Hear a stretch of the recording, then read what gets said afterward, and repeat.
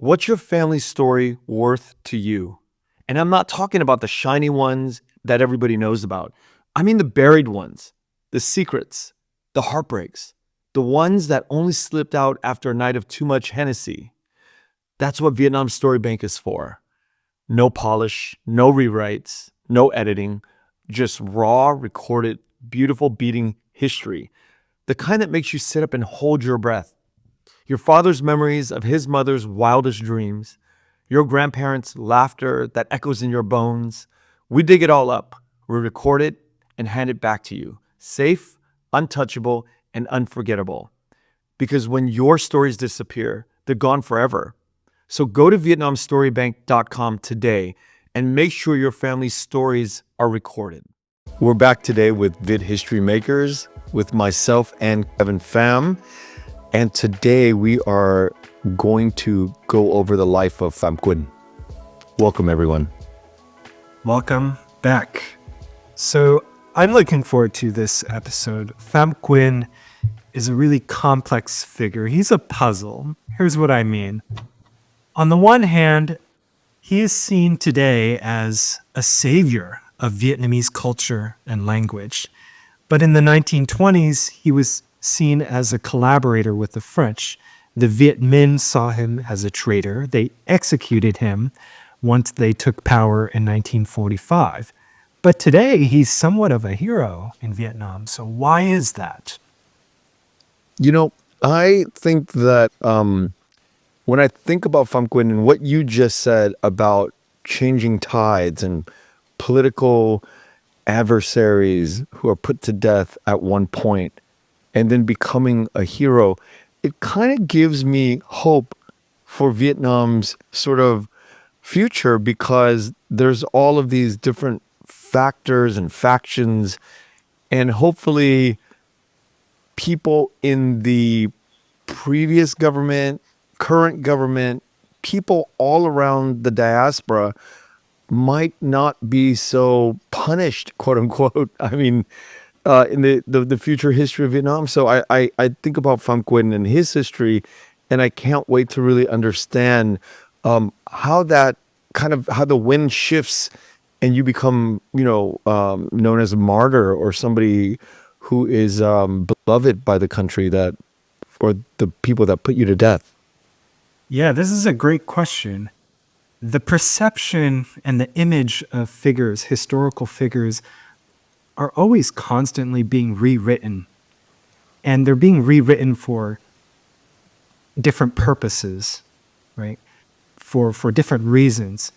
That will become clear as we go on in this episode. So let's start. Let's start. But before we start, I do want to, it's not that I want to contextualize this question, but I do want to think about being sons and daughters of the South. Will our side of the families be looked differently in Vietnam's future one day? And I think that's a burning question that I always have inside of me. Ken, I have an answer for you already. I personally know young Vietnamese people, 20 years old, living in Vietnam, born and raised in Vietnam, who are looking upon the South in much more complex ways. I'll say thank you for that. Thank you for entertaining this question. I mean, that's like that's going to be like the carrot that we're dangling here in this episode. Let's go. Okay. So as the professor, what I'm going to do in today's class is I'm going to first briefly review, because it's important. I'm going to review some things that we discussed in the last episode because it's directly relevant to what we're going to talk about today. The time period we're concerned with are the 1920s. So we discussed that in our episode on Nguyen An Ninh. Now, as the listener might remember, the 1920s was a period that we might describe as radicalism. That there was a surging mood of radicalism. And by that, what me and Huy Tam Ho Tai, these scholars, mean is this period of iconoclasm. So young Vietnamese are rejecting cherished beliefs. They feel suffocated by Vietnamese tradition and all forms of authority, of the French colonial regime, of Vietnamese parents, of Confucianism, of the monarchy. These young people just want to break free as individuals. They want to recreate themselves anew. So Nguyen Anh Ninh is this figure that leads this mood in the 1920s. And Ninh says that the Vietnamese must learn from the West and from the East, and they need to think for themselves. They need to become writers, artists, poets. Okay? Now, as I mentioned, scholars call this period radicalism. And I don't want to be too misleading here because there is, of course, another radical school of thought that will come in the 1930s and really take hold in the 1930s, which is, of course, Marxism, Leninism. That's also very radical. But this iconoclasm before Marxism comes to Vietnam, this is what I mean, and that's led by Ho Chi Minh. So, okay, 1920s, Vietnamese thinkers are debating, what should we do with tradition? Really, what do we do? New ideas are coming in from the West. France has been colonizing Vietnam for several decades by now. The young Vietnamese are being trained in the French language and French language schools. They're being exposed to ideas from the West. What should the Vietnamese do with tradition? So, against Nguyen Anh Ninh and against this radicalism is Phạm Quỳnh. So in many ways, Phạm Quỳnh is a conservative. Ken, what comes to mind immediately when you hear the word conservative? I want to go back into the way I've always done things. I want to go back into tradition. I want to drill down on Confucian ideology. I don't want to grow. I don't want to expand into new thinking frontier. I want to conserve what we have. I want to build upon what we have. This is Kevin Pham. Thank you so much for listening. For these episodes, I do research for them and write them at a cafe. If you'd like to buy me a coffee so that I can do more of these, or just to show your appreciation, you can go to the YouTube episode and buy a super thanks, which directly supports this series, Viet History Makers. Yeah, I think that's largely right. One thing, though, that is key to this word conservatism, and by conservatism, I really don't mean the kind of, I think in the US, when we hear the word conservatism, we might think of, oh, I have mine, so no changes. Like, I've got mine, so no changes. Right. What I mean by conservatism here, and in political theory, there's a longer history and a philosophy of conservatism. This is the grandfather of philosophical conservatism is Edmund Burke. And he was famous for criticizing the French Revolution. And his conservatism, simply put, just meant he's very skeptical of fast change. He's skeptical of fast change and of deep change. So he thinks that if you try to change things too fast, it'll be a disaster. Because there's wisdom in tradition, there's wisdom in the institutions that your ancestors have created, and if you try to destroy it, what comes next might be really bad. So Edmund Burke is going to say, look at the French Revolution. It ended up being a disaster. You had the French Terror, where innocent people were being executed. So this kind of conservatism sees generations as being linked to each other, and that if you try to cut it because you think you're being so rational, well, you're actually being very arrogant, because the generations are your time is much more wise than you, and the things that have endured is much more wise than you as an individual. So don't try to break something so quickly. Right. Anyway, I wanted to briefly touch on that word conservatism here, and we're going to get more into that. So, okay, remember Nguyen Anh Ninh, he said that the Vietnamese elites hang on to Confucianism pathetically, like shipwrecked people hang on to a raft. Instead, the Vietnamese should just let go and swim for themselves. That's Nguyen Anh Ninh. But Phạm Quỳnh is essentially going to respond and say, you're wrong, Ninh. The Vietnamese need their Confucian raft. If they let go, they'll drown. So I'm going to quote Phạm Quỳnh here. He says, Vietnamese youth, exclusively formed in the French schools and completely detached from the old ancestral disciplines, are despondent.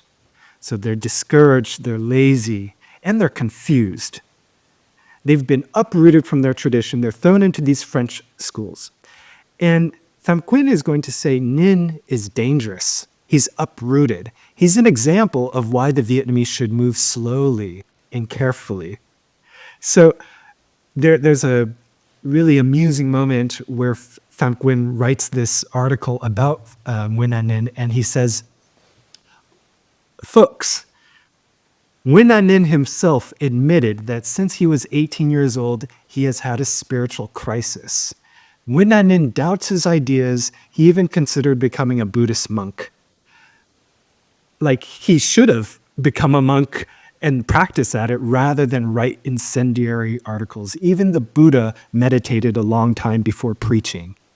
So Phạm Quỳnh is going to attack Nguyen An Ninh. Now, Nguyen An Ninh, as I had mentioned in the last episode, was famous for being a young iconoclast.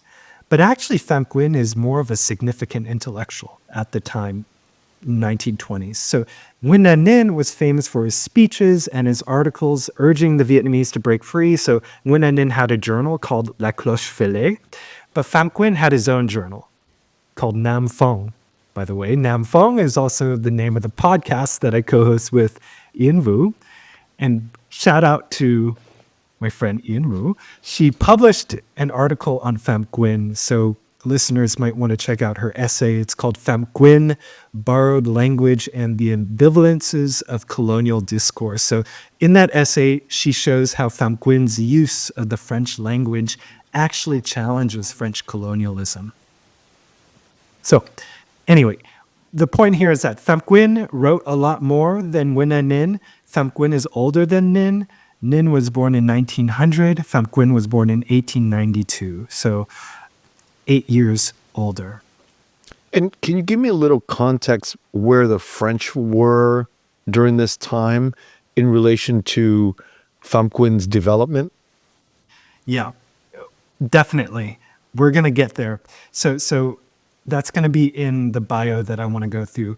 But before I get there, I do want to start off with a personal story of why I'm interested in Phạm Quỳnh.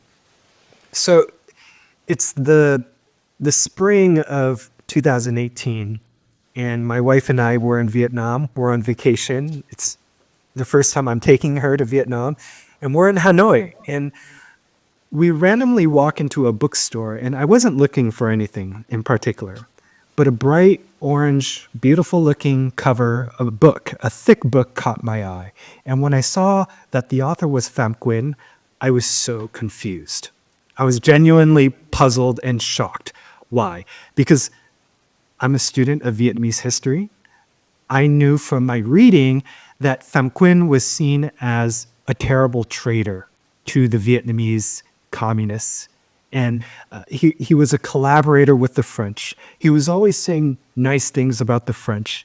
He even would justify French violence. So he seemed very pro-colonial. But here, there's a book of his writings in Vietnamese published in Hanoi.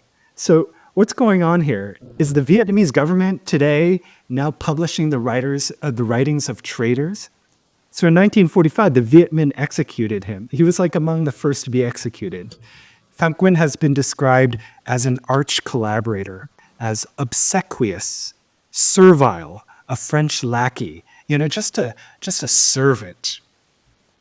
And so what is going on here? Well, I open up the book and I start reading, and here's what I read. So I'm gonna quote from the book that I was holding.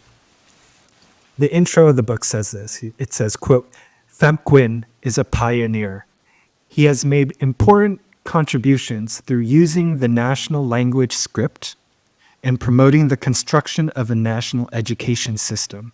He also actively translated and spread the essence of Eastern and Western ideas with the aim of enlightening the Vietnamese people and fostering the nation's traditions and national soul.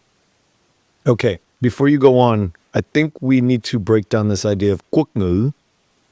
I believe, because this is something that is why I think they would publish a book like from a trader, quote unquote, because this is arguably not the father of quốc ngữ, but this is an ardent early supporter of the transition between, I think, Chữ Hán, which is the Chinese form of Vietnamese, into the the Roman alphabet of our language. Yes. I do want to tease the listener here because I have a whole section in our discussion today devoted to quốc ngữ.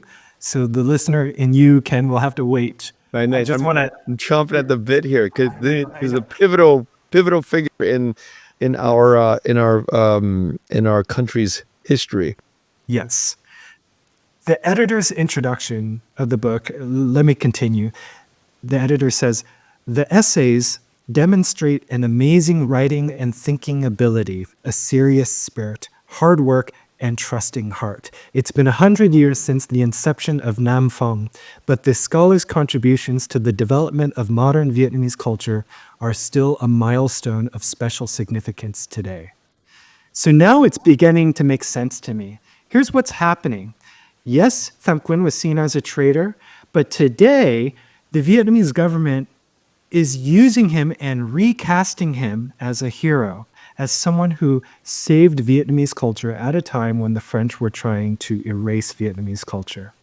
Even the Communist Party, so Mac Phi, who is a Communist Party member, and I found this out, he argued, quote, it's necessary to clearly see the malicious plot of the French colonialists to make young Vietnamese people, students, and intellectuals forget their mother tongue, worship the French language, worship French culture, and despise Vietnamese cultural heritage. At that time, all high schools used French in all lectures, and Vietnamese was only used for about 2 hours a week. Nam Phong contributed to awakening a sense of respect for the Vietnamese language and Vietnamese cultural heritage in society. So there you go. A Communist Party member is praising Phạm Quỳnh for saving Vietnamese culture. Okay, so wait, let's go back a little bit because you brought up the fact that the Viet Minh killed him. Why did they kill him? I mean, I know that's way down in the bio, but now I'm like, okay, he sounds like a hero, but why did the Viet Minh put him to death? I mean, you don't have to answer that now, but that's going on in my mind. This is great. I'm going to answer exactly that question. One more thing. According to a story published in 2017, this is quite recent, Ho Chi Minh's secretary, Vu Dinh Huynh, reported that when Ho Chi Minh was informed that Phạm Quỳnh had been killed, this is 1945, apparently, this is a story he tells, Ho Chi Minh became silent, stretched his arms across a table, and said, I have met and interacted with Mr. Pham in France. He is not a bad person. Look at this. We see this revival of this figure, Phạm Quỳnh. We see a totally new reading of Phạm Quỳnh. Okay, now let me go into the bio here, okay? This is going to be a bit longer, so feel free to stop me here. But let me go through Phạm Quỳnh life. So Phạm Quỳnh was born in Hai Dương in North Vietnam in 1892. His father, like many fathers, was a Confucian scholar, and Phạm Quỳnh parents actually died when he was young. So he was raised by his paternal grandmother in Hanoi. And in Hanoi, he attended a school for interpreters. So he's training to be a translator, basically. He graduates in 1908 when he was 16, and then he works as a translator at the École Française d'Extrême-Orient, so a French school. He was very talented as an interpreter, and this is important because the Sûreté, the French secret police, the colonial police, they now have an eye on him. He's a good boy, right? He's a hardworking student. He's a good interpreter. So he seems to the French like a good candidate for the French colonial regime's class of loyal indigenous collaborators under the leadership of Albert Sarraut, who was the French governor general at the time. Now, let's step back for a brief moment. If you're France and your goal is to colonize a country, and you want their resources, you want their labor, what are you going to do? You can't dominate and control the whole country yourself. You need collaborators. You need to get the indigenous elite to do the dirty work for you, right? So, Ken, let me ask you, if you're France, if you're a colonizer, how do you get the natives to work for you? What do you do? I think first off, you need to convert them into your language. You need to make sure that as many people as possible speak the language of the oppressor. Okay, so that's one thing. What else? Perhaps religion. Religion is something that seems to be part of that systemic program. They bring in missionaries to convert you into believing in their God. Right, but again, okay, you're the colonizer, and you want to get the natives to essentially oppress their own people for you. What else are you going to do, though? I think you pay them a lot of money. Yes. You give them promotions, you give them status, you give them money, right? And so the French are going to turn to the Confucian elite, and they're going to want to get them to work for the French. So soon after leaving the school for interpreters, Phạm Quỳnh becomes the assistant editor for Dongzung Tạp-chí, the Indochina Review, and this is led by another French selected editor, Nguyen Van Vinh, who's another very interesting figure. So Nguyen Van Vinh was known for his attacks on the Vietnamese educated class because he said they failed to study the French language and they failed to appreciate French ideas. So the French love this Nguyen Van Vinh guy. So according to Nguyen Van Vinh, the Vietnamese were hurting themselves by learning about the West through Chinese translations of Western ideas and texts. So he wants them to learn French. Now, what happens is Phạm Quỳnh agrees with Nguyen Van Vinh. So Phạm Quỳnh and Nguyen Van Vinh, they are part of this Francophone elite. Their French is really good. And they're going to argue that the Vietnamese need, the masses of Vietnamese people, they're not ready actually to learn about Western ideas on their own. What the masses of Vietnamese people need are elites like them to sift through Western ideas and provide interpretations of those ideas that would benefit the Vietnamese so that they cannot allow the Vietnamese to be exposed to harmful ideas. So they're really elite here, and they think that that's what the Vietnamese need. And Phạm Quỳnh is going to say this is what Japan did. And that's how Japan became so modern, because their elite said, okay, we're going to read all these Western ideas and we're going to choose for you, the normal Vietnamese people, we're going to tell you what ideas are good, what ideas are bad, or we're going to not talk about the bad ideas. Okay, so the French officials, the government, they bring in Albert Sarraut, who is a French governor general. And this is really important because Sarraut was a progressive. He's kind of a, to put a lack of a better term, like one of these humanistic colonizers, like a friendly colonizer. Let's put it that way. So basically, revolts in Vietnam had been breaking out in 1908. There are riots. There are plots to poison and assassin French officials. And back in France, they're telling each other, like, all right, you guys, this is looking pretty nasty. The Vietnamese are rebelling. If we want to hang on to our colony, we need to bring in a different French governor general and create some reforms to make the Vietnamese happier, basically, so that they won't revolt on us and get all rebellious. So they send in Albert Sarraut, who's a socialist, he's a progressive, and he's governor general from 1912 to 1914, and then from 1917 to 1919. And he does it. So he argues for a more enlightened, more liberal, more humane colonialism. He says France must benefit its colonies. We must stop being racist. He promises to increase native representation in local assemblies. He promises to do educational reforms. He promises to give more freedom of expression for the elites, by the way, for the elite Vietnamese. And So therefore, he basically tells his regime approach Phạm Quỳnh and they say, hey, we want you to create a new journal and we want you to spread ideas about the West. And so Phạm Quỳnh accepts this and he creates Nam Phong tạp chí. Now, what actually happens with Thoreau's promises? They don't get passed. Any guesses why? He made all these promises, let's increase native representation in politics, but they don't pass. Any guesses, Ken? Why don't they pass? Yeah, but let me ask you before I guess, is this not passing within the French colonial government system, or is it, I mean, there's no democracy, there's nobody voting in terms of passing. This is back in France not passing, right? Well, French settlers in Vietnam Okay. are going to resist Albert Thoreau's promises because they don't want to get kicked out legally from Vietnam. Right? So it's the French settlers who are going to oppose this French governor general. So Phạm Quỳnh, he says, okay, I'll start this journal, Nam Phong. The first issue was published in July of 1917. The journal was explicitly supposed to be propaganda for the colonial state.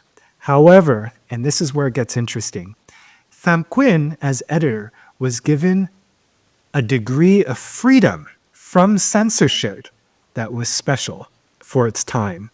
Because Phạm Quỳnh would always say really nice things about the French. And in turn, the French just, they trusted him.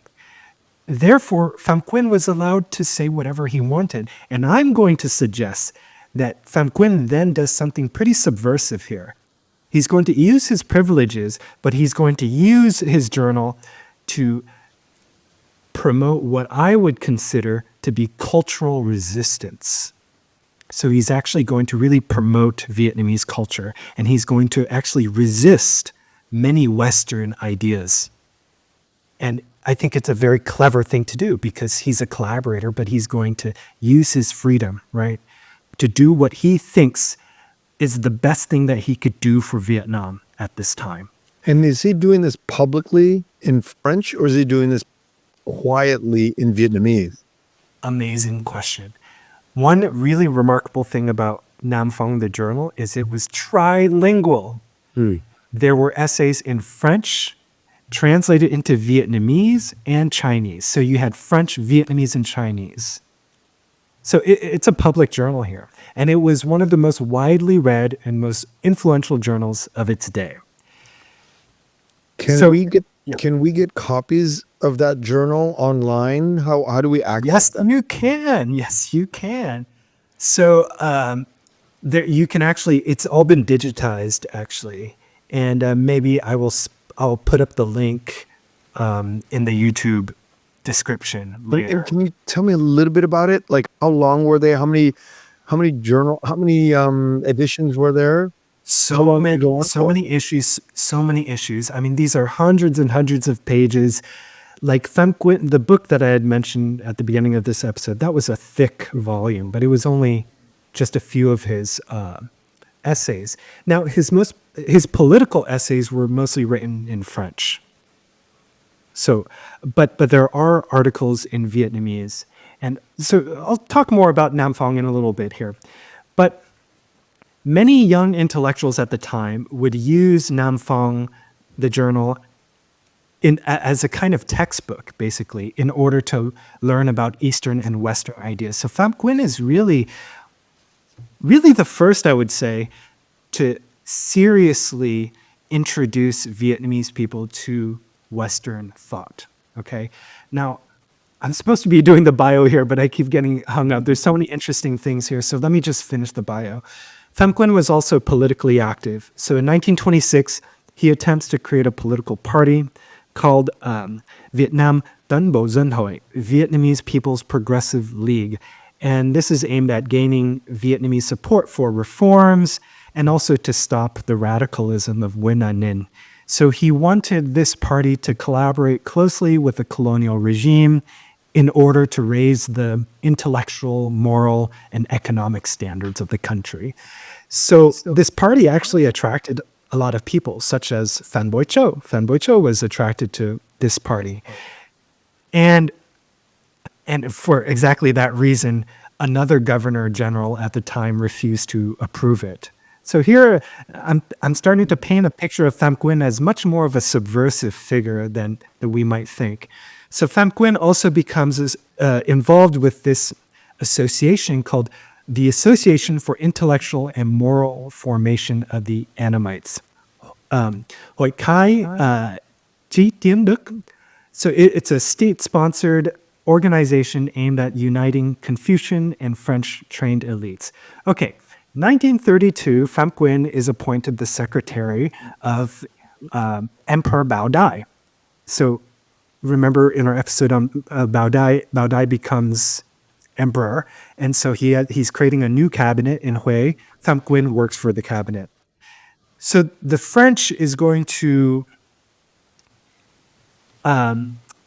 reject calls for reforms. They want to have reforms to give more power to Bao Dai's government, but the French don't let Bao Dai have real power here. And so in that moment, some members of the cabinet resign. However, Phạm Quỳnh stays on, and he's going to act as the Minister of Education and Minister of the Interior until 1945. Now we are coming to his final days. So that year, of course, it's the August Revolution. Viet Minh revolutionaries seize power, and shortly after, they arrest Phạm Quỳnh at his home in Hue.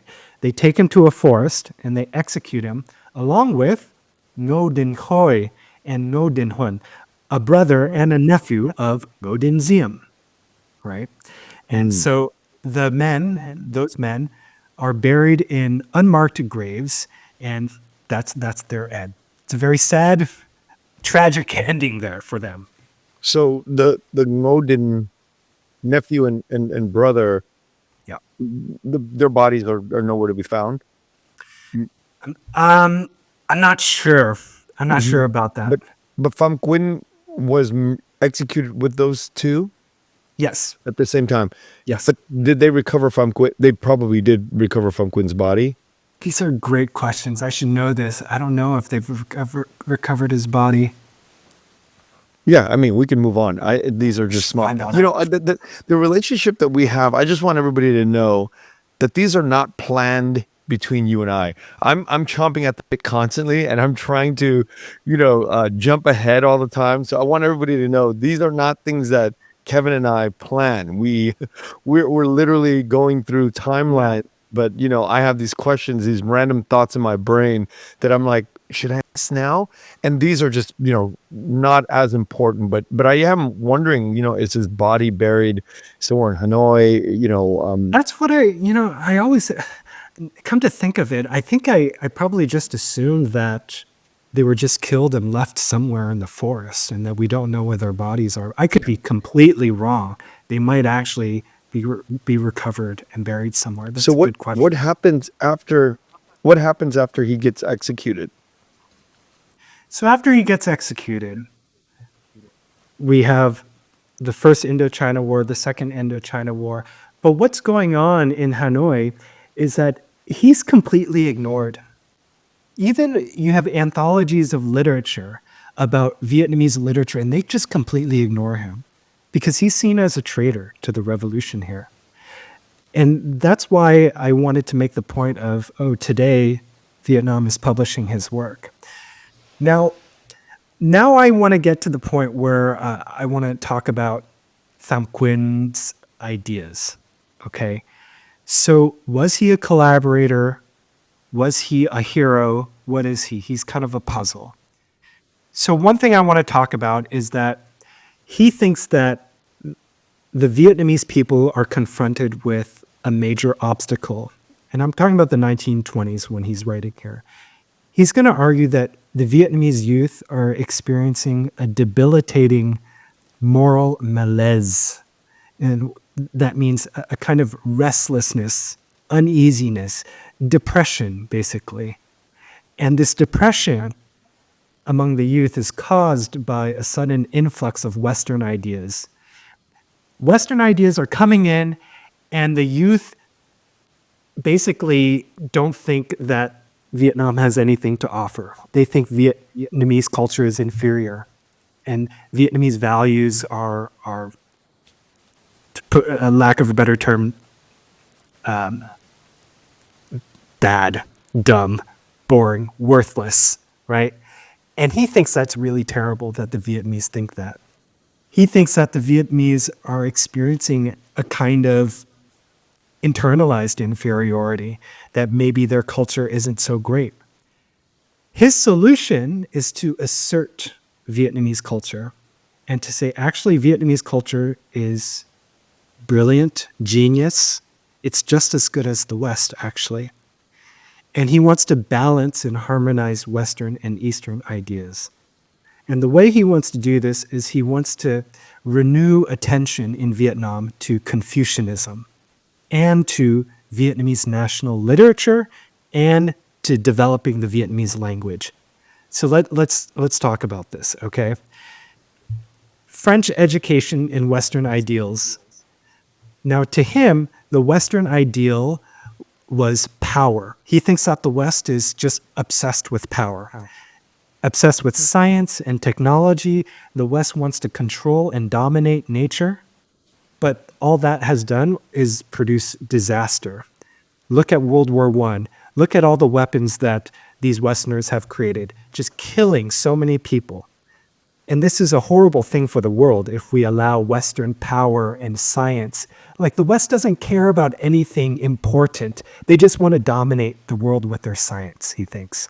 So I'm going to quote him. He says, "Obliged to bow down to Western power, Eastern wisdom has fallen back. Eastern wisdom has wondered anxiously which way to turn. Sometimes suspicious of herself, she was hesitant and puzzled." So he's saying that the Vietnamese have lost their confidence. The Vietnamese are actually very wise people. And that's what the West needs. They need Vietnamese wisdom. Vietnamese wisdom will be a good thing for the world, he thinks. He says, "Every step taken in the acquisition of modern Western science marks for man a setback in the field of moral and spiritual values." It's a pretty big statement. What do you think of that, Ked? Do you agree with that? You know, I think about my mom and dad. I think about my mom and dad when you talk like this, because I think that my father and a lot of fathers that I knew didn't think that there was any quote unquote wisdom or modern sort of things that we could get from the Confucian or the old ways. I feel like that. I asked my mom last night, "Do you know who Phạm Quỳnh is? Can you tell me about him?" She said, "I have no idea who that is." And I suspect most people don't know who Phạm Quỳnh is of that generation. Don't know. So when I think about what you just said about how he thinks, I don't know if I entirely agree with it, because it's you know, I think that, well, where are we getting these old ideas and the Vietnamese Confucius? Where is it? There's no context for any of us. I think modern Vietnamese living, we don't know what that actually means to actually go up against French ideals or Western ideals. How do you compare it if you don't know? And this is a good moment for me to suggest to every listener here, especially if you're Vietnamese, to start learning up on your Confucianism. Confucianism is a fascinating school of thought, Chinese school of thought. It's certainly not the only one. You also have Moism. You have legalism. You have these different competing schools of Chinese thought. The 100 schools of thought, especially during the Warring States period in China. But it's fascinating. Chinese philosophy is fascinating. And if you want to study Vietnamese history and ideas, you simply cannot avoid learning about Chinese philosophy. So there's a few good. Yeah. I'm gonna do a shameless plug here for my upcoming project that I've been thinking about for a long time. I used to ask all the time, what does it mean to be Vietnamese in the podcast? But I had recurring guests. I had people who are, coming back, and, like, I wouldn't do it in Viet History Makers, because it'd be redundant. Now, I keep thinking about this question, what does it mean to be Vietnamese? And as I'm listening to you talk about Phạm Quỳnh, and I'm listening to you say Confucianism, and I think about Chinese culture, and I think, what does it really mean to be Vietnamese? And from where I sit now, after years of doing this, a lot of this comes to me in the form of proverbs. Ca dao, tục ngữ. It comes in the form of these 4 syllables, 6 syllables, 8 syllables that are put together sometimes as a short poem, or sometimes as just a string of words that gives you powerful lessons. And I'm going to focus this year, I'm going to put it out there, 2025 is to give as many of those as I possibly can, and speak in Vietnamese, giving the explanation in English, That's because awesome. that is a way for me to learn. And these are things that we hear our grandmothers, our grandfathers, our mom and dad. Every time you turn left, turn right, they're gonna bust out one of these proverbs, and they're gonna give you a lesson with the short, a quick 4 syllable, 4 words. And I think what Phạm Quỳnh is returning to is the wisdom of these proverbs, and I want to really bring this to light this year, because I think that is the essence of being Vietnamese. It really is the essence of being Vietnamese. I love that. That's an awesome. I look forward to that. That's great. And what I'm going to guess here that most of those proverbs are going to be very heavily influenced by Confucianism. Yes. Yes. And so okay, let me quote Phạm Quỳnh one more time here. He says, "The misdeeds of science without conscience have never appeared so clearly to Orientals as during the immense massacre of which the whole of the West has just been theater." He's talking about World War I. "If all Western power, with its murderous science, only ends in this vast collective madness, how can Orientals avoid feeling sorrow for the loss of their ancient wisdom?" Wow. Wow. Like, he does not sound like a kowtowing, you know, excuse my language, butt kisser of the Yeah. West here. He is like really criticizing the West. And he's going to say the East is actually wise. And so he's going to go on to tell his readers to be very careful about adopting Western values. He's going to criticize the individualism of the West. He says, individualism could be good. He says, it can give a positive character to old traditional ideas that tend to discount individuals a bit too much by inscribing them completely within the family or the community, and in this way hinder the full development of their personality. But if you act alone without the solid base of good traditional training, these theories of individualism may cause disillusion and destruction. The delicate matter of the dosage must be respected, as it requires much foresight and tact and can be the work only of an elite truly conscious of its role as an initiator and guide. So he's really elitist here. He's basically going to say that only educated elites like him can control the right dosage of individualism from the West, the dosage of bad Western ideas. So he wants the Vietnamese to be very careful about the ideas that they adopt from the West. Wow. I think when I initially was researching Phạm Quỳnh, I think I got it all wrong. It's crazy. We go into these episodes, and just, I thought he was more along the lines of somebody who was, because in the research that I wrote or read was really all about him being an ardent supporter of French thought, and but it's not what you think it is. Dude, this is why I think it's so fascinating. When you actually read closely, you're like, wait a second, this doesn't match up with the standard narratives of Phạm Quỳnh. Yeah, People just like repeat things and they don't like look deep into what the person actually said, yeah, he's like a big Trojan horse. It's like, that's a great, I didn't use that term, but I would call him that. Yes, that's a he's a great. huge Trojan horse. So let me now turn to his why he thinks Confucius is so important. So he has these essays saying why Confucius is so valuable and important for the Vietnamese. And he says Confucius aims, quote, to maintain social order and human peace based on the practice of humanity, justice, respect, and propriety. And he's just going to go on to say, yes, it might seem outdated, but there is a way to modernize it and to make it harmonize with the West here. For example, he uses the word justice when he's talking about Confucianism. That's very weird if you know something about Confucianism, because Confucianism doesn't say anything about justice. It's not a value. It's not a value in Confucianism. You know what is a value? Harmony. It's kind of like, imagine in an ideal family, you don't really talk about justice in an ideal family. You think of harmony, of like balancing differences, of everybody having their own role. At the dinner table, you don't talk about justice. You only talk about justice when something bad happens, and then you have to talk about justice. Okay, we're going to get, I need to get into this then. This idea of harmony, it only works top down. Harmony in Asian cultures, and I'm going to just say it very generally, when you think of harmony, the only way you're going to get harmony is this cycle of like top down. And when you think of justice, you think that when your parents or grandparents say something wrong or do something wrong, that you have the ability to speak up and fight back and correct their way of thinking.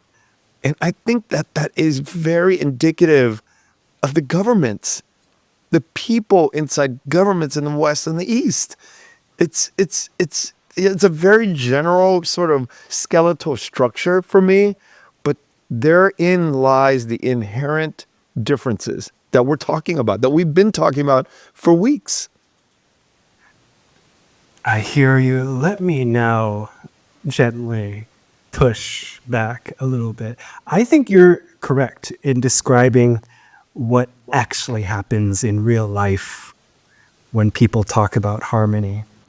However, for Phạm Quỳnh and many Confucians, the ideal, not how it is in real life, but the ideal, the goal of harmony, here is what harmony should look like. Harmony should be not top down. It should be where you have diverse elements mutually enhancing each other. So, for example, think of a delicious soup, Thai soup, for example.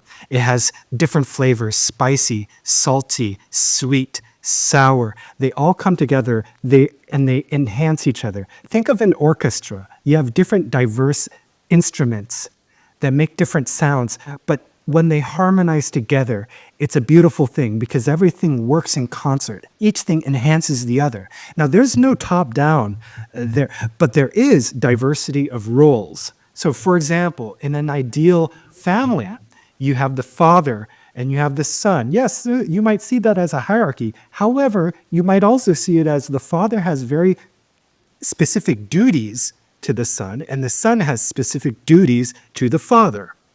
And those duties are different, but they all harmonize together. So it's the ideal is not supposed to be top down. But I think you're describing like what often actually happens. Yeah. This is great. This is a great thing to point out. I think the actual philosophical side of it is harmony in that way. And when you're telling me this, it brings a really important story to my mind. I remember when my brother had been he's been in Vietnam for 21 years now. And I remember my attitude towards my brother shifting in terms of like, we are not equals. In America, we were equals and we'd get in a fight. And when he got to Vietnam after a few years, he said to me, there's a beautiful system at play here.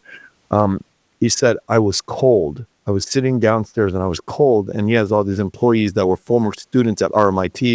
He said, I was cold. And 3 kids leapt to their feet and said, teacher, I will go and get a jacket for you.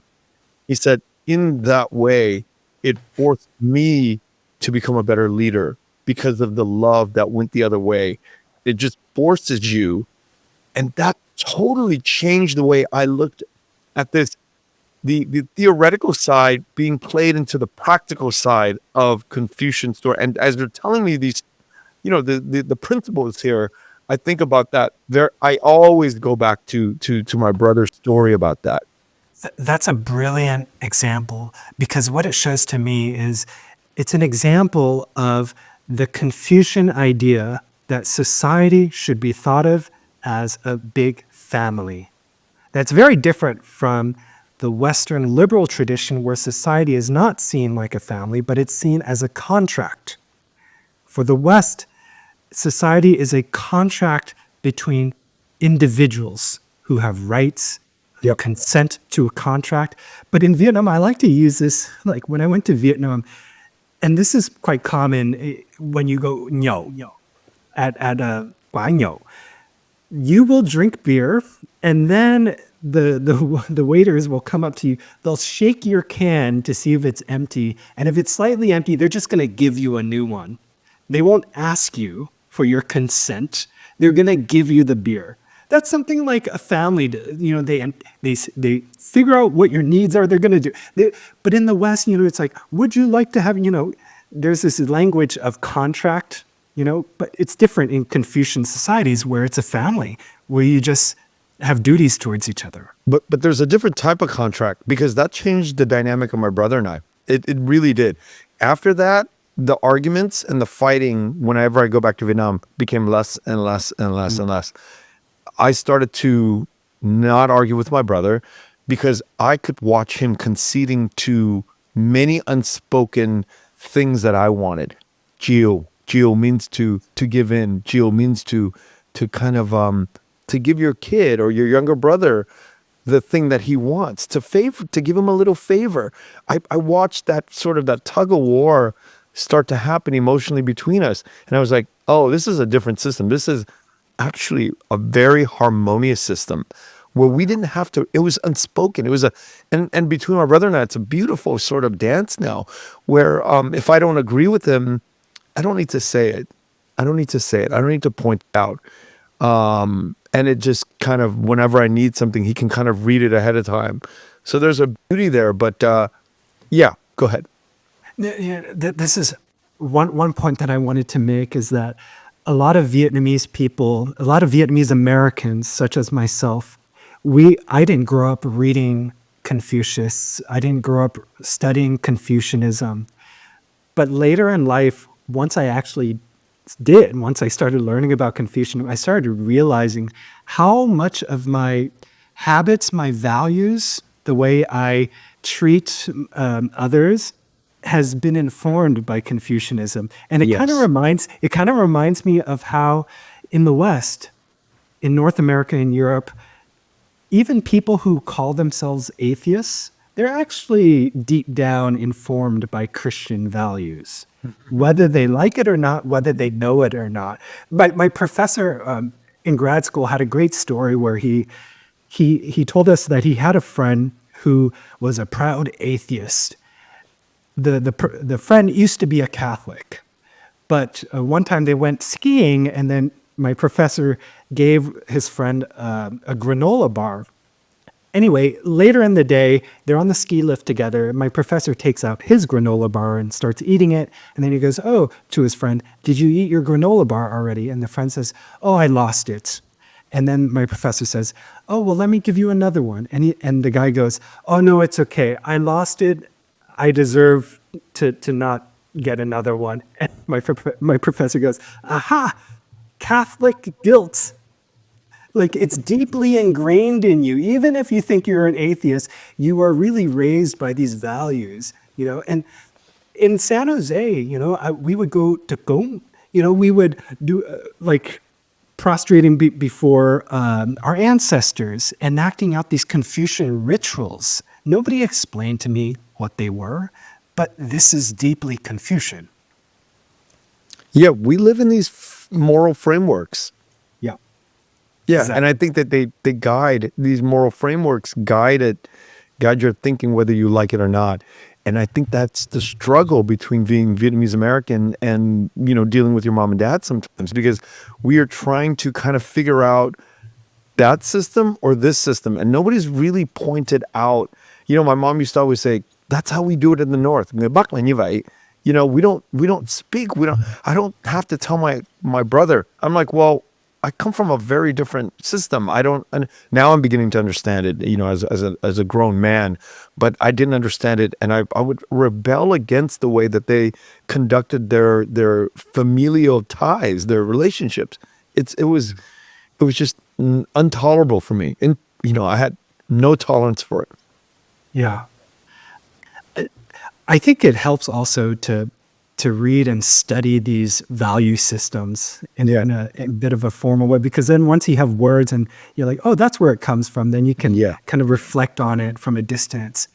There's hundreds of these things that are happening, hundreds of these touch points that are happening for people who are displaced from their original homeland, who have second, third generation kids outside of there. And that is where, today you look at the prison population and the Vietnamese who are committing crimes 25, 30, 40 years ago.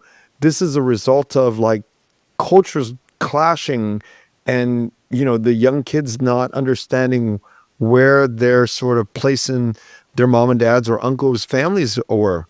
And this is what Phạm Quỳnh would say. The cause of the youth's confusion is them forgetting the basis of their moral values. It's them forgetting the foundation of it all, which is Confucianism. And Confucianism is not this boring, static thing Phạm Quỳnh is going to say. It's actually a very complex, dynamic tradition. Anyway, so I think we've talked a lot about Confucianism. What I want to do now is I want to turn to quốc ngữ, because I was just going to ask you that. Can we go back to quốc ngữ? Yeah. So in the Nam Phong journal, Phạm Quỳnh is not just rebelling against Western domination of ideas and promoting Confucianism. He's also promoting quốc ngữ. So he's going to say, quote, I have devoted all my fervor and love to my mother tongue.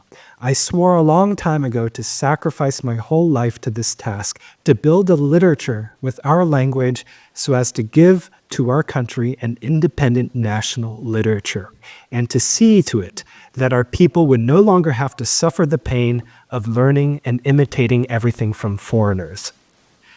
There you go. He sounds like a proud nationalist, right? He's going to say, yeah. So, okay, quốc ngữ. How did it develop? Who developed it, and why, and what was Phạm Quỳnh role? So let's step back here for a little bit.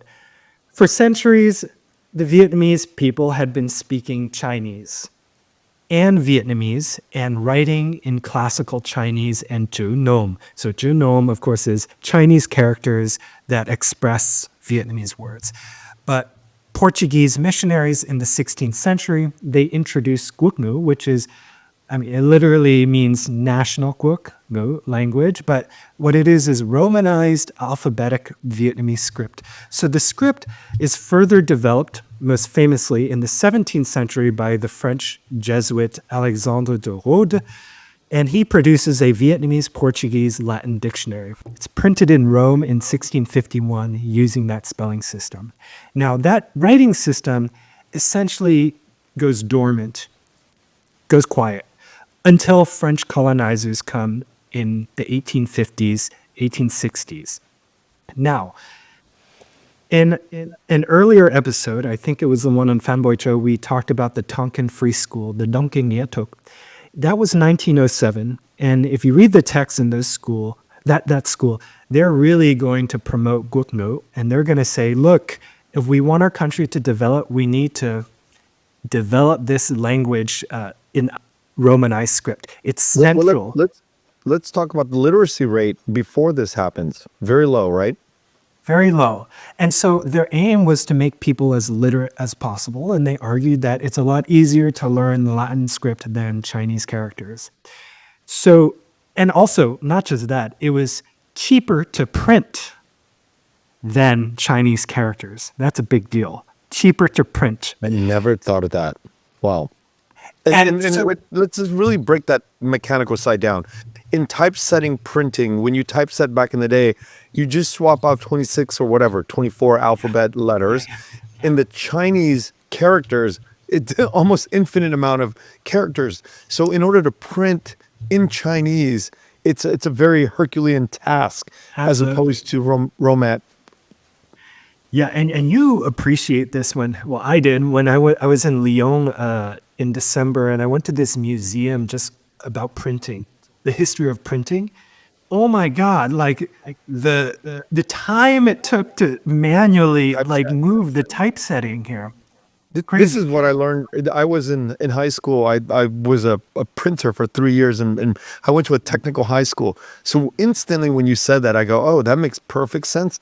Never thought about that. So that's why we didn't have a whole lot of books or intellectual thought that was moving around in those days. Oh my God, it makes perfect sense. It's economics. Yeah, yeah. So the Dongkeng took 1907. They're saying let's promote quốc ngữ. It's not just them. You have a lot of other Vietnamese nationalists. Phan Chu Trinh, he's gonna argue, and I'm gonna quote him: Vietnam cannot be saved without getting rid of Chinese characters. That's what he says here. And Phạm Quỳnh is going to more explicitly say we need to develop quốc ngữ. And he says, and I'm going to quote him again, he says, the Vietnamese should not, so he says, today our country must study quốc ngữ and French letters, but neither must Chinese writing be abandoned. So he has a high bar for the Vietnamese. He wants them to learn Vietnamese, French, and Chinese. And also so many words in Vietnamese come from Chinese. So it's really fascinating when you look at Nam Phong in the back of the issue. He actually has a whole vocabulary building project where he says our Vietnamese language does not have enough words to express all the things that need to be expressed. And so I'm going to start building this vocabulary. And he starts like introducing terms to the Vietnamese and creates a vocabulary. So I just want to say a bit more about quốc ngữ here. So now, when I was in Paris in the archives, and arguably there's this very famous essay. It's not by Phạm Quỳnh, but it's by this lawyer named Phan Văn Truong, and he delivers a speech in 1925 titled "Educational Efforts Among the Annamite People," and that whole essay is basically here's why we need to promote quốc ngữ. So he says all education, language, and writing systems, it's all interdependent. If the Vietnamese could do it all properly, it could strengthen itself to be free from French colonial rule. And so he really promotes quốc ngữ there. But one other thing about quốc ngữ for Phạm Quỳnh is that he believed it contained Vietnam's national soul. So he believed in a nation's soul. And the soul of a nation is really through its language. And so I had mentioned the vocabulary building project. He says, our national language at present is poor. We don't have enough words to express important ideas. So he goes on to present new Vietnamese words based on Chinese and French. So despotism, skepticism, epic, and so on.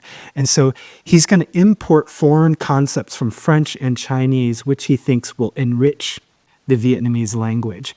So there you go. In real time, he's creating quốc ngữ here. Like that's pretty big. Okay, we have to stop this. I am getting this overwhelming sense. I've been trying to figure out this identity question with Professor Nam-Si Kim out of University of Wisconsin about the kind of cultural origin that we define ourselves as actually Vietnamese. You know, how can you say we're Vietnamese if for hundreds of years we are thinking and writing and communicating in Chinese? How can the world deny the fact that we come from Chinese heritage? We are the Chinese, right? We're southern states of the Chinese. Okay, but now because I'm talking to you, this really illuminates this question. The minute you become your own method, your own form of communication, quốc ngữ, this is when you begin to transition into becoming Vietnamese. This is my argument for this very question, is when this guy shows up on the scene. I am going to say, guys, We are no longer Chinese. We don't think in it. We don't write in it. We don't print in it. We are transitioning. And the crazy thing is, it took the French, Portuguese missionaries to kind of transition us out of becoming Chinese. Yeah. So we're an amalgamation of the West and the East. And we are a true fusion culture that has come. And I am like, today, I'm blown away with this realization. I feel like I'm like 49 years old when I just realized, okay, wait, here's the answer to the really wretched question I've had for 5 years now. I've been searching for this question. When people are like fighting back that we are, I have family members like, we're not Chinese, we're Vietnamese. I'm like, okay, so when did that happen? Nobody can give me an answer. Now I can really plant the flag and say, guys, this is how this happened. This is why we're Vietnamese. Damn, that was good. I think you're spot on. Now, I want to take this even further here. So, okay, the moment you start constructing your own national language, quốc ngữ, you are in essence creating the nation. But you have to go further, according to Phạm Quỳnh. For Phạm Quỳnh, it's not even enough to construct a national language. You need to draw attention to literature, your nation's famous literature. And so he has a lot to say about The Tale of Kieu by Nguyen Du. So this was a poem published in the early 19th century. And he's doing this to generate national pride and confidence. By the way, shameless plug in an episode of Nam Phong Dialogues, my podcast with Ian Vu, we discussed The Tale of Kieu. So listeners, you're encouraged to listen to that. Can I quickly ask you about The Tale of Kieu real quick? Yeah. Is that written in Han Viet? Was it written in Chinese Vietnamese at the time, way preceding Yes. the quốc ngữ, right? Oh yeah, it was not written in quốc ngữ, yeah. So it's all based in real like Chinese words that became Vietnamese? Yeah, so, well, one thing we should mention here is that the story, the novel, was based on a Chinese story. But Phạm Quỳnh is going to say Nguyen Du, what he does is he takes this Chinese story and he makes it even better. So he's going to praise it and say that the more one studies The Tale of Kieu, the more one feels its perfection, the full and harmonious perfection of a work of art that completely achieves an ideal of beauty that corresponds not to a particular aesthetic, but to the very pattern and rhythm of universal art. So he has so much to say about, but yes, you're right, Ken. I mean, the Tale of Kieu is full of references also to Chinese philosophy. I mean, it's very deeply Chinese, but Phạm Quỳnh is going to say it's actually the essence of Vietnamese-ness here. Yeah, I mean the writer is Nguyen Du. It's a Vietnamese name, but there's lingering there's vestiges of the Chinese language and culture that's happening.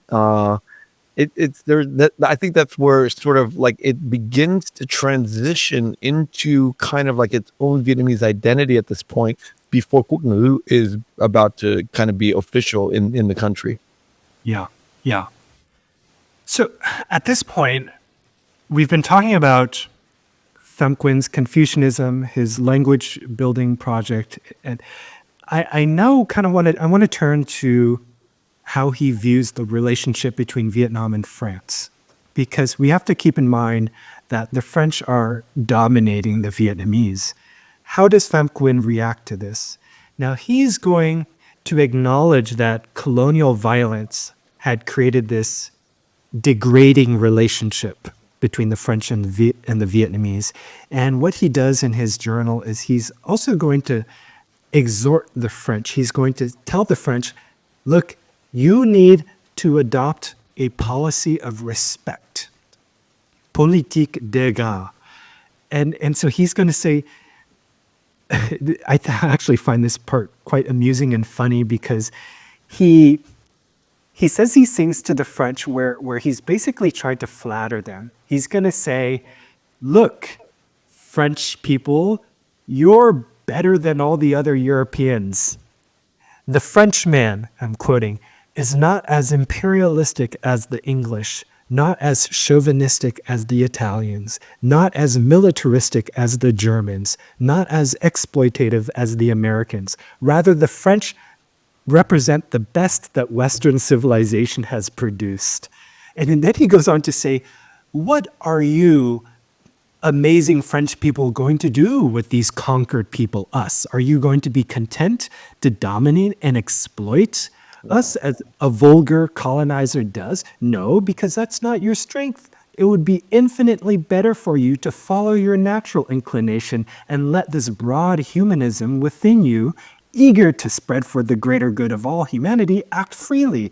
Like, it's really funny because he's basically saying, look, you're so much better than this. Why are you doing this? You know? But he's not wrong. He's not wrong. I mean, the analysis is kind of spot on when you bring in the Germans, the Americans, the Brits. It's He's trying to he's trying to guilt the French into realizing, oh yeah, wait, we do have all these principles and maybe we should live up to them. And I found this part interesting. He says, quote, if I reasoned like a Chinese philosopher, I would say that the East is the principle yin and the West the principle yang. One represents perenniality and stability, the other strength and activity. So far, they have not met each other, having developed each in their own pole. However, their meeting may one day produce a more beautiful form of civilization for humanity, harmonious, more humane, and more perfect. Okay, this is really interesting because, well, first off, a modern reader, such as myself, if I'm reading this is obviously, one could say, very problematic because what it does is it essentializes the East and the West. First off, there's really no such thing as the East or the West, and you're kind of endowing these concepts with essences. Like the East is like Asians are stable, or they have this essence, and the West is this. This is a form of Orientalism, and it could be problematic. So Edward Said is a famous post-colonial theorist, and he's going to say the Europeans have used this exact characterization of Asia and the East as being stagnant in order to justify the West's its domination over the East. Now, Phạm Quỳnh is doing something similar in his characterization of the East and West, but he's not trying to dominate anybody. I think that's the difference. He's actually trying to promote a kind of harmony and a balance where there's no domination, but he's still giving the East and West the essence. All right. We got a real good peek into Phạm Quỳnh life, and I think there's obviously a lot more here. Shameless plug for your book, The Architects of Dignity. We can find the link in the description below, and we have covered 5 of the 6 of the characters. Right? Am I wrong? Am I on there? We've covered 4 or 5? Yeah, 4 so far. We're missing 2 more. Okay. We're missing 2 more. We're missing 2 more. And the next episode that we're doing next is something that Kevin and I have been really going over to figure out how much trust do we need to build up between everybody that's listening to this podcast subseries, Vietnamese History Makers, to introduce Ho Chi Minh, because he is a polarizing figure in the diaspora and in the homeland. And I think that to some people, all of these figures are related, but really the tip of the spear is really here at Ho Chi Minh. So a little bit more about that, Kevin? Well, I'll just add and say that Ho Chi Minh is controversial in the sense that his name evokes disagreement among Vietnamese all over the world, But Ho Chi Minh is not a controversial figure, of course, in Vietnam. Right. There's no controversy there. But Ho Chi Minh is this figure that is potentially divisive given the history of civil wars between Vietnamese people. And so what we're going to do, and I really look forward to that episode, the next episode on Ho Chi Minh, is we're going to sidestep these political minefields, I hope, by focusing on writings that are attributed to Ho Chi Minh. That's what I would like to do. So how did Ho Chi Minh understand himself and his world? Okay, so instead of saying he was good or bad, I don't really want to talk, but I want to understand how he understood himself. I mean, what do you think about that goal? Do you think that's a good goal, Ken? Yeah, I think that's what we aspire to do in all of our episodes. We don't talk good, we don't talk bad. We bring up things that are present in the facts. And I think that after Ho Chi Minh, we would probably want to do some of the generals that followed up behind him. We would want to talk about people on the South government side that were existing in the same time frame, like President Thieu. I think all of these figures bring a certain sort of history to the Vietnamese people in the entire on the entire planet, and why these people are significant to the creation of the modern Vietnamese. And I think these are wonderful topics to talk about if you can remove the good, the bad, and just sort of bring in the thinking side of who these figures were. Yeah. Well said. Kevin, thank you so much again for bringing game to the podcast. I love it. I love these discussions. It's been a pleasure. Thank you for listening to The Vietnamese with Kenneth Nguyen. Special thanks to Brittany Tran, to Jane Nguyen, Catherine Nguyen, Tina Pham, Sydney Jamie, and Christo Trin.